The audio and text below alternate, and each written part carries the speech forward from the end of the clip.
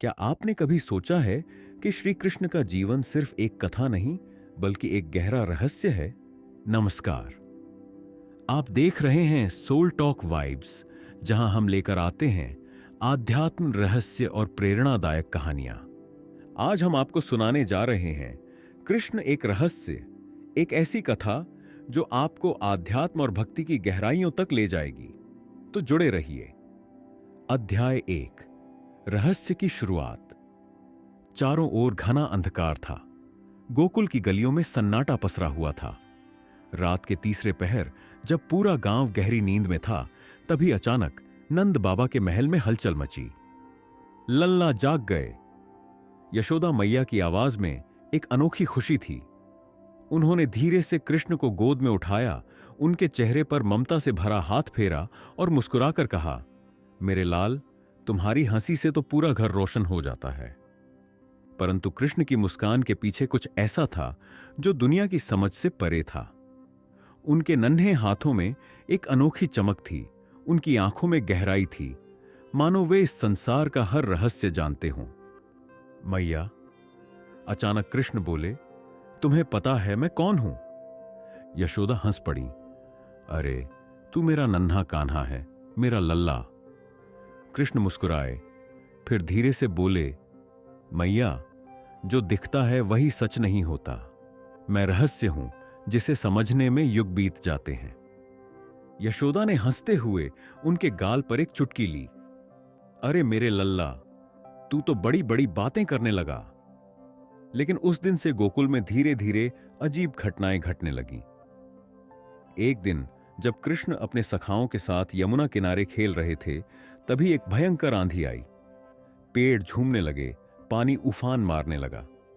तभी अचानक पानी में हलचल हुई और एक विशाल काला नाग बाहर निकला। कालिया नाग। सभी ग्वाले डरकर पीछे हट गए, पर कृष्ण वहीं खड़े मुस्कुरा रहे थे। उनके चेहरे पर भय का नामो निशान नहीं था। कान्हा, भागो, ये नाग बहुत जहरीला है, बलराम ने चेताया। कृष्ण मुस्कुराए और धीरे से बोले, जो सत्य को जानता है उसे किसी बात का भय नहीं होता। कहते ही वे जल में कूद पड़े और कालिया नाग के ऊपर चढ़ गए। उनके नन्हे चरणों का स्पर्श होते ही नाग कांप उठा। कृष्ण ने अपनी लीला से उसे पराजित किया और उसे यमुना छोड़कर जाने का आदेश दिया। जब कृष्ण पानी से बाहर आए तो पूरा गोकुल चकित था। किसी को समझ नहीं आ रहा था कि यह बालक कौन है। क्या वह सच में केवल यशोदा का पुत्र है या फिर कोई दिव्य रहस्य? जो सत्य को जानता है उसे भय नहीं होता। कृष्ण हमें सिखाते हैं कि जीवन में डर केवल अज्ञान से उत्पन्न होता है। जब हम अपने भीतर के सत्य को पहचान लेते हैं तो हमें किसी भी संकट का सामना करने की शक्ति मिल जाती है। अध्याय 2, राधा और प्रेम का रहस्य।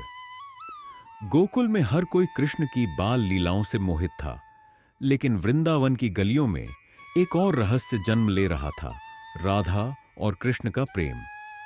वृंदावन की हर सुबह बड़ी मोहक होती। बांसुरी की मधुर धुन के साथ सूरज की किरणें जब गंगा के जल पर पड़ती तो पूरा वातावरण एक दिव्य आभा से भर जाता। उसी समय कृष्ण अपनी बांसुरी लेकर यमुना किनारे खड़े होते और उनके सुरों की मिठास हर जीव के हृदय को आनंदित कर देती। लेकिन उस दिन कुछ अलग हुआ। कृष्ण ने जैसे ही बांसुरी बजानी शुरू की, तभी पेड़ों की आड़ से एक मधुर हंसी सुनाई दी।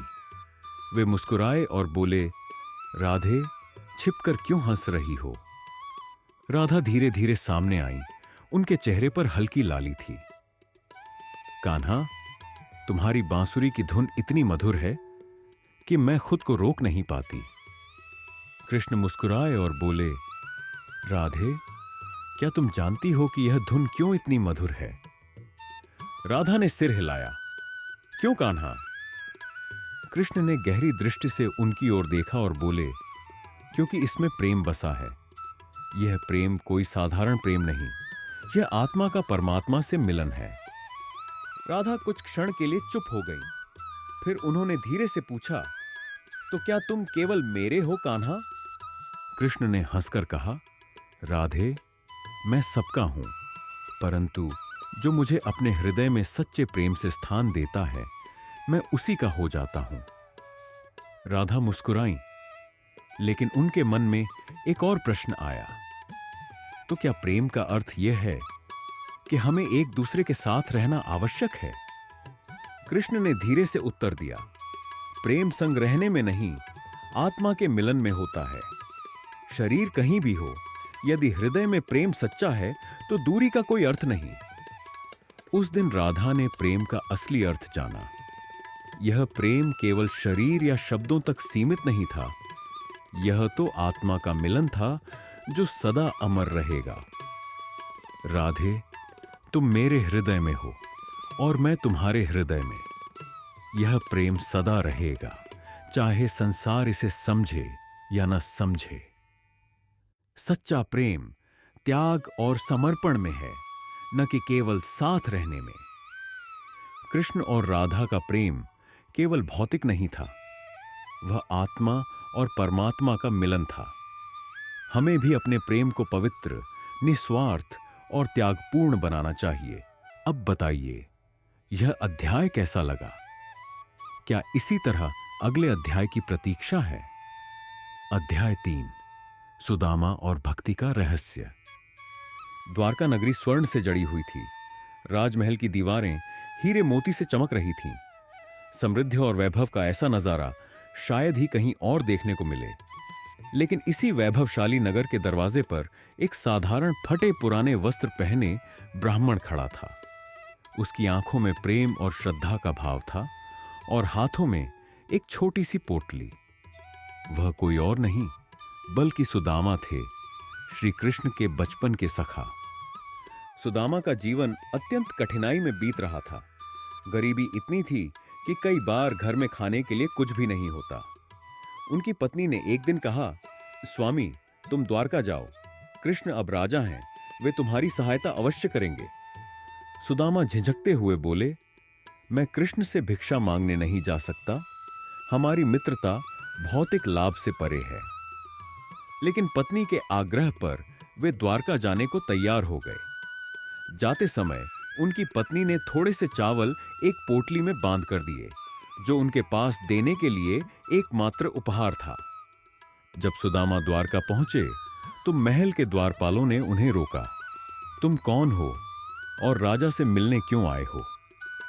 सुदामा ने मुस्कुराकर कहा, मैं कृष्ण का बचपन का मित्र हूं। जैसे ही यह समाचार कृष्ण तक पहुंचा, वे सिंहासन छोड़कर नंगे पांव भागे। उनके मन में कोई संकोच नहीं था, कोई भेदभाव नहीं था। वे सीधे सुदामा के पास पहुंचे और उन्हें प्रेम पूर्वक गले लगा लिया। कृष्ण ने सुदामा को सिंहासन पर बैठाया, उनके पैर धोए और प्रेम से पूछा, मित्र, इतने वर्षों तक कहां रहे? तुमने पहले क्यों नहीं बुलाया? सुदामा की आंखों में आंसू थे। वे सोच रहे थे कि इस वैभवशाली राजा के सामने उनकी फटेहाल स्थिति कितनी तुच्छ लग रही है। लेकिन कृष्ण को इन सब बातों से कोई अंतर नहीं पड़ता था। फिर कृष्ण ने हंसते हुए पूछा, सुदामा, क्या तुम मेरे लिए कुछ लाए हो? सुदामा लज्जा से भर गए। वे सोचने लगे, मैं राजा के लिए क्या ला सकता हूं? लेकिन कृष्ण ने जबरदस्ती उनके हाथ से पोटली लेकर खोल दी। जैसे ही कृष्ण ने वह सूखे चावल अपने मुंह में डाले, उनकी आंखों में आनंद छलक उठा। आहा, इससे स्वादिष्ट कुछ भी नहीं। रानी रुक्मिणी ने आश्चर्य से कहा, स्वामी, यह तो साधारण चावल है और आप इसे अमृत की तरह खा रहे हैं। कृष्ण मुस्कुराकर बोले, रुक्मिणी, यह चावल नहीं, प्रेम है। यह संसार का सबसे बड़ा धन है। सुदामा बिना कुछ मांगे द्वारका से लौट गए। उन्होंने सोचा, मुझे कृष्ण से कुछ भी नहीं मांगना चाहिए था। मित्रता किसी स्वार्थ पर नहीं टिकी होती। लेकिन जब वे अपने घर पहुंचे तो देखा कि उनकी झोपड़ी की जगह एक विशाल महल खड़ा था। उनकी पत्नी और बच्चे सुंदर वस्त्र पहने खड़े थे। सुदामा समझ गए, कृष्ण ने बिना कुछ कहे सब कुछ दे दिया। वे भाव विभोर होकर बोले, कृष्ण, तुम केवल मित्र नहीं, तुम साक्षात ईश्वर हो, परंतु तुमने मुझे यह संपत्ति क्यों दी? तभी उन्हें कृष्ण के शब्द याद आए, जो प्रेम से देता है उसे सदा अनंत गुणा वापस मिलता है।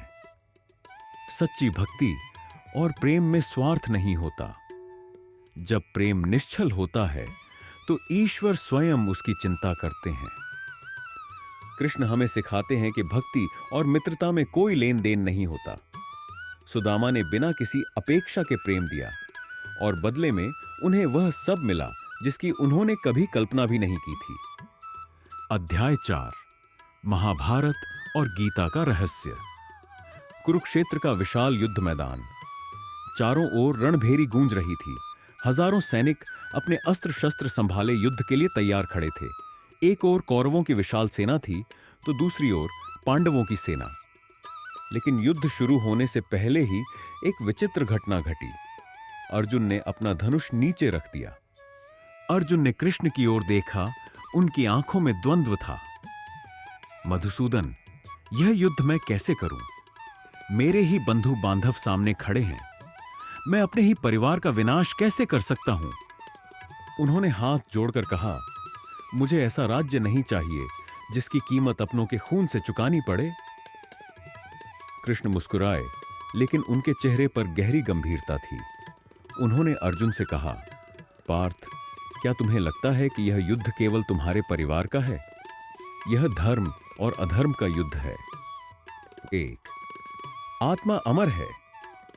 कृष्ण ने अर्जुन की ओर देखा और बोले, अर्जुन, तुम जिनके लिए शोक कर रहे हो वे केवल शरीर हैं। आत्मा न जन्मती है न मरती है। जैसे पुराने वस्त्र को त्याग कर नया धारण किया जाता है, वैसे ही आत्मा पुराने शरीर को छोड़कर नया शरीर धारण करती है। अर्जुन अचंभित थे। उन्होंने पूछा, तो क्या मृत्यु का कोई अस्तित्व ही नहीं?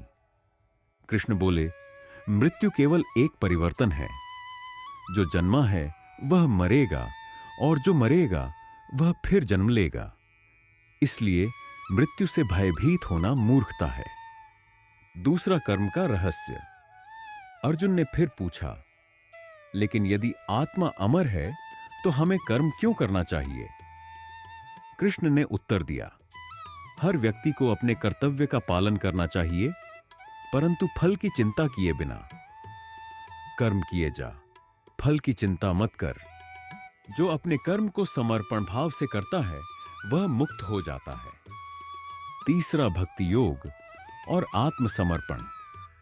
कृष्ण ने आगे कहा, जो मनुष्य मुझे प्रेम से भजता है मैं उसका सदा कल्याण करता हूं।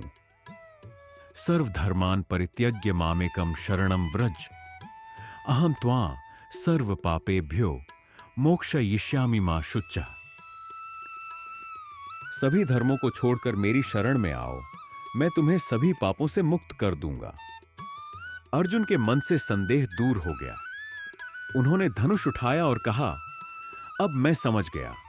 केशव, मैं युद्ध करूंगा क्योंकि यह मेरा धर्म है। मृत्यु से डरने की जरूरत नहीं, क्योंकि आत्मा अमर है। कर्म किए जा, फल की चिंता मत कर। भगवान की शरण में जाने से सब दुख मिट जाते हैं।